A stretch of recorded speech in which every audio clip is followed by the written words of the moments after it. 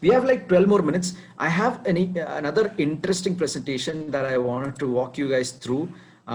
So let me quickly do that. And, I hope that will be some additional, information that you'll be able to benefit from. So I'm going to quickly walk through this one. Okay.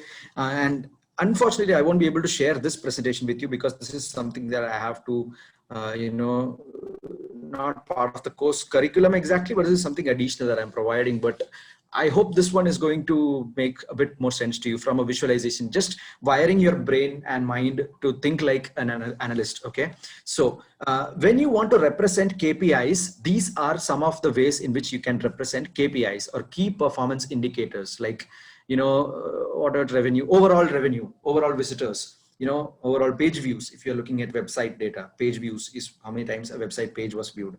There are different ways. So you can use these kind of gauges, and you'll find these kind of gauges in Power BI also. We didn't get the time to unfortunately cover that, but in a future session, maybe we can cover the gauge charts.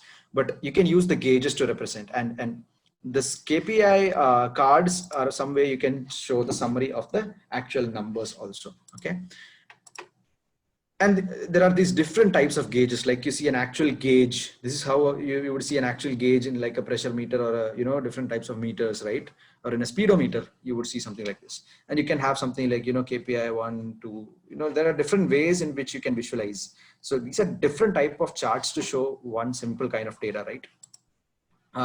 Bar charts can be like, you can use vertical or horizontal bar charts for categorical data. So you're familiar with how you can use bar charts, right? What type of data, like if you have, categorical data. Stacked bar charts. This is one problem with stacked bar charts that I was trying to explain before. Which one would you use to tell your story quickly? Number 1 at the top or number 2 at the bottom? 1 or 2? Which one do you think is a better version? Okay. Now, personally, I would use 2. Why? Because if you look at, for example, any of these random ones, right? Let me take a good example from here.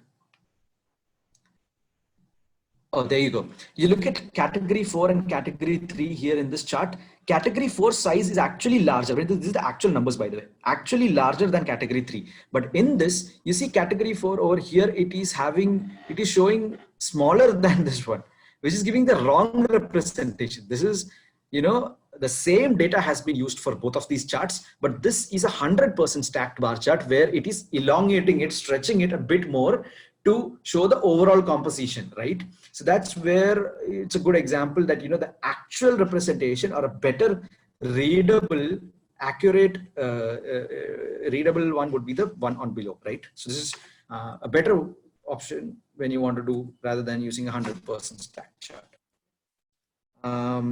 Percentage changes over consecutive periods, like from 1 week to another week. Calculate the percentage change as a calculated metric and show that in a chart, and use green and red. So green would say from July. It doesn't have labels right now, which is not a very good representation, but at least you can add those data labels. But what it says is from 1 month to the other month, the change was positive, change was negative, and stuff like that. That's one way. But also, whenever you use bar charts, always sort it by size. Don't, the first one should show the one that is, highest. Line and combo charts can be used like, for trend analysis, you can use time, like, when there is a time axis, it's better to use a line chart. A bar and line combo chart can be used when, for example, this line is for one item that has a different different axis altogether because it has different units. So then you can use a bar and line. So the bar ones will have this common axis and the other one will have a different axis because the values are different and the ranges are different. Okay. Pie and donut charts. Avoid using too many slices in a pie chart. Always try to sort the pie charts by, the largest size pie should be first, second largest, third, and anything more than 3 or 4, club all of that together into a section called others. Don't show too many pies in a pie chart. Use shades of the same color, like I showed here, shades of the same, different shades of the same color. Sometimes it has better visual appeal. Using some of these labels is recommended. So this one doesn't have a lot of labels, but I just showed you in a pie chart how you can use the different labels, right? The B1, B2, B3 and all of that. This is a simple representation of a donut chart where, a yes or a no, only 2 slices.